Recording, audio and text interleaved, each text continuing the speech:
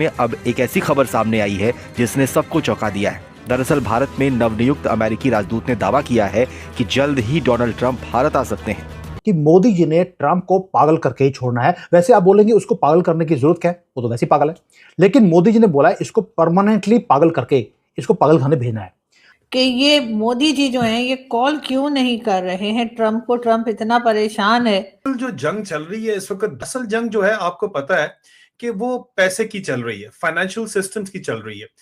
भारत में नए अमेरिकी राजदूत सर्जियो गोर अपने बयान में उन्होंने कहा कि भारत और अमेरिका के बीच व्यापार समझौता यानी ट्रेड डील को लेकर अगली बातचीत कल होगी। प्रेसिडेंट ट्रंप ने कुछ पेपर्स को साइन करने से मना कर दिया, टैरिफ लगा दिए 50%। उसके बाद एक इकोनॉमिक स्ट्राइक हमारे पर करने की कोशिश। भारत कोई टफ टाइम दे रहा है ये उसको रिस्पॉन्स ना करके ट्रंप को। BRICS system, Brazil, Russia, India, China and South Africa और इनके साथ बहुत से ममालिक हैं जो कि दुनिया की 45% आबादी है, वो चैलेंज कर रहे हैं अमेरिकन सिस्टम को। व्हाइट हाउस वेट करता रहा, वेट ये कर रहा था कि न्यू दिल्ली जो मोदी जी की गवर्नमेंट है वो पैनिक में आएगी और पैनिक में आने के बाद वो फोन कॉल करेंगे। उन्होंने वेट किया ऐसे हाथ पे रख के कि मोदी जी का फोन अब आया, लेकिन कुछ भी नहीं हुआ। आज आपने इंडिया के फॉरेन ऑफिस की स्टेटमेंट सुनी है? उन्होंने कहा हमने 8 दफा कॉल की है। वेनेजुएला के ऊपर अटैक किया अमेरिका ने, और अमेरिका के अंदर बताया जा रहा है कि वेनेजुएला का जो तेल है वो प्रूवन रिजर्व है, दुनिया के 20% प्रूवन रिजर्व है, सबसे बड़ा रिजर्व है, और उसके होते हुए आपको मिडिल ईस्ट के तेल की जरूरत नहीं है। और पूरी दुनिया वॉच कर रही है अपने टेलीविजन के ऊपर कि मोदी लड़ कैसे रहे हैं अमेरिका के साथ।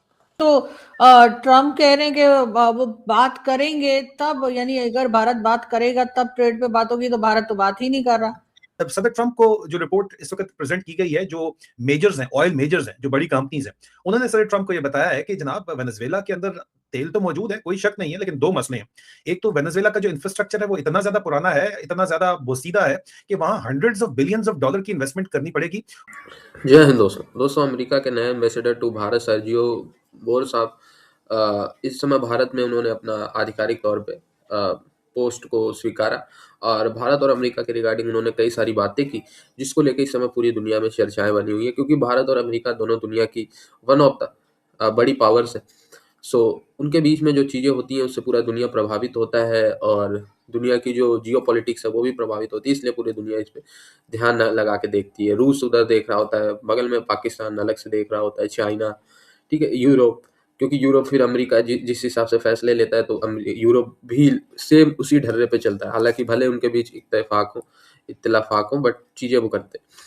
सो सर्जियो गोर साहब ने बड़ी इंपॉर्टेंट बातें की। उन्होंने कहा डोनाल्ड ट्रंप भारत से ट्रेड डील करना चाहते हैं, काफ़ी ज़्यादा वो एक्टिव है इसके रिगार्डिंग और हर समय उस पर बातें करते रहते हैं और उसकी जो डेवलपमेंट्स है उसको अपने निगरानी में रखते हैं। साथ ही साथ अगर कंडीशन फेवरेबल बनती है तो वो इसी साल भारत के दौरे पे आ सकते हैं। अब दौरे पे क्यों आएंगे? 3-4 रीजन है। सबसे बड़ा रीजन है तो क्वाड, क्योंकि क्वाड्रिलेटरल जो सिक्योरिटी डायलॉग है जो भारत और अमेरिका और जापान और ऑस्ट्रेलिया ने मिलकर बनाया वो डिसफंक्शनल होता हुआ नजर आ रहा है। सो अगर डोनाल्ड ट्रंप के मोटो में होगा उसको रिवाइव करना तो वो इस वजह से भारत आ सकते हैं। और दूसरा ट्रेड डील के शायद भारत में ही आके फाइनलाइज करें या क्या कैसे, बट सर्जियो साहब ने ये इशारा दिया है। ये सारी चीज़ें दिखाता है कि अमेरिका भारत से अलग होकर नहीं रह सकता। अच्छा, एक स्टेटमेंट भी इसी रिगार्डिंग दिया है कि Bharat is our most essential partner in the, इस 21वीं सदी में सबसे एसेंशियल पार्टनर जो है वो भारत ही है अमेरिका का, ये भी सर्जियो साहब ने कहा। तो चीज़ें जो है एम्बेसडर साहब की अगर देखें या सुने तो लग रहा है कि भारत बहुत ज़्यादा इंपॉर्टेंस है। वही ट्रंप की अगर बातें और ट्रंप के जो आगे पीछे रहने वाले चमचे हैं उनकी सुने तो कुछ चीज़ें आउट ऑफ द बॉक्स जाके नजर। खैर, पाकिस्तानियों को ये चीजें बुरी लगी। ट्रंप के साथ लड़ाई नहीं है, ट्रंप की जो ट्रंपनियत है उसके ऊपर लड़ाई चल रही है। जो भारत पे पंडित बैठे हैं, वैसे तो मौलाना बोलना चाहिए इनको, पंडित पता नहीं क्यों बोलते हैं, इन्होंने रोना शुरू कर दिया कि जी रुपया गिर रहा है, मोदी जी अगर फोन कर लेते कितना अच्छा होता। लेकिन उन्हें यह नहीं समझ आ रहा कि अंधेरे में बैठकर मोदी जी क्या कर रहे हैं। ये वो चीजें हैं जो अमेरिकन कभी सोच नहीं सकते थे ये होगा। भारत आहिस्ता आहिस्ता डॉलर को 100 रुपये पे लेके जा रहा है। पहली बात, अभी पहुंचा नहीं है, पहुंच जाएगा। पेपर के ऊपर लगेगा कि यार ये तो कलैप्स है। ऑपोजिशन बोलेगी देखिए रुपया इतना गिर गया है, मोदी जी को इकोनॉमिक्स के बारे में कुछ पता ही नहीं है। एक्सपर्ट्स जो सो कॉल्ड टीवी पे आएंगे वो दिखाएंगे अपने आप को कितने वरिड है।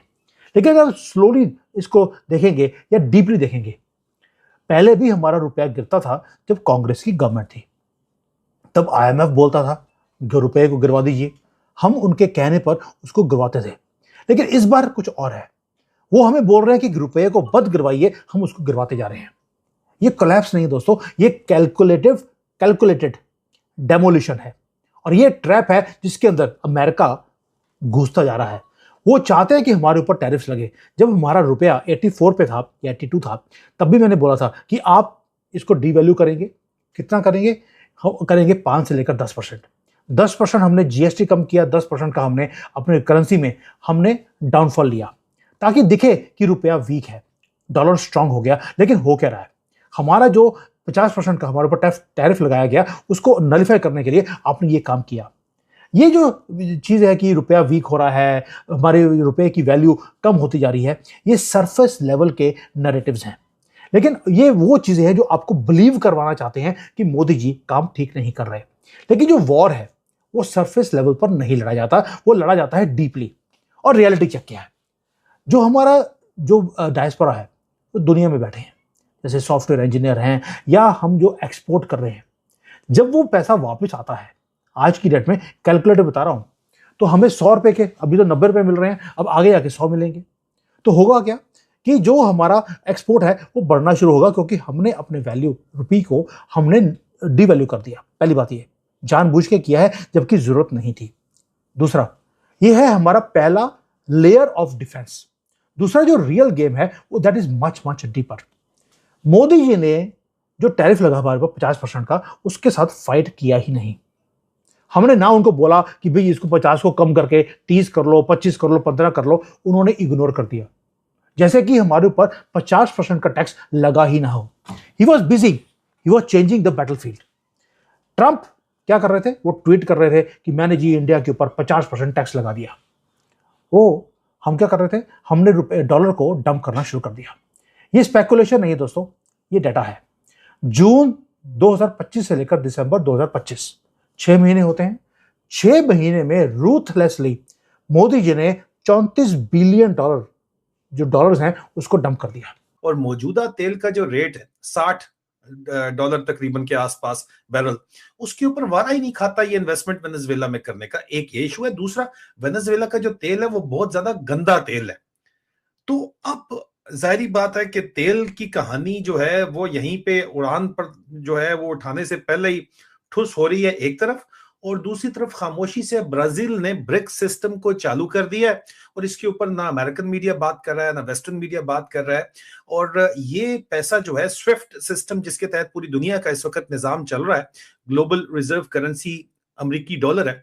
आपने किसी को कोई भी पैसा देना है, वो न्यूयॉर्क से होके ऑनलाइन जाता है तो उसकी एक फीस, और जब कटती है, चाहे वो चंद पेनीज ही क्यों ना हो, लेकिन जब पूरी दुनिया के बिलियंस ऑफ ट्रांजैक्शंस डेली हो रही हैं, तो पेनी भी काटी जाए तो बिलियंस ऑफ डॉलर के अंदर होती है अमेरिकन बैंक्स के तरफ जब ये सिस्टम जाता है। लेकिन अमेरिकन बैंक्स का जो सिस्टम है उसको ब्रिक्स सिस्टम ने बिल्कुल आउट कर दिया है। इसी वजह से चाइना के खिलाफ, रशिया के खिलाफ, इंडिया के खिलाफ, साउथ अफ्रीका के खिलाफ और ब्राजील के खिलाफ जो है वो असल कहानियां वेनेजुएला तो सुन रहे हैं, लेकिन वेनेजुएला का तेल जो है वो भी शायद अमेरिकन एम्पायर को इस वक्त नहीं बचा पाएगा। और अमेरिकन एम्पायर को जो असल चैलेंज है वो ब्रिक्स की तरफ से है। और वेनेजुएला के ऊपर अटैक के बाद ब्रिक्स सिस्टम को चालू कर दिया गया है, फाइनेंशियल सिस्टम को चालू कर दिया गया है।